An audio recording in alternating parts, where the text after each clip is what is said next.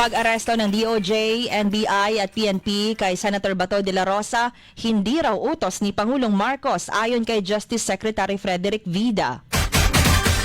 Department of Health nakapagtala ng kabo ang 4,633 na bagong kaso ng Human Immunodeficiency Virus o HIV sa bansa sa unang 3 buwan ng 2026. Ito ay 7% mas mataas kumpara sa parehong panahon noong 2025.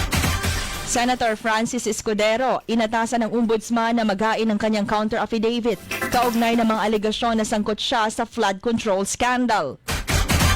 Mga kongresista at senador na susuporta sa impeachment laban kay VP Sara, pinangakuan ng Malacanang ng 250 million pesos cash as extension ng kanilang term of office dahil agad na isusulong ang Constituent Assembly.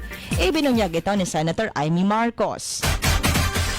Report nang nag-hire si Pangulong Marcos ng London-based public relations firm para pabanguhin ang kanyang pangalan sa international community at ilayo siya sa isyu ng korupsyon sa bansa.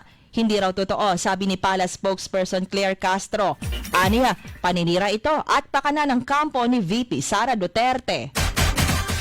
Inaprobahan na ng Kongreso sa ikatlong huling pagbasa ang panukalang magpapahaba sa validity ng Professional Regulation Commission o PRC identification cards mula sa kasalukuyang 3 taon.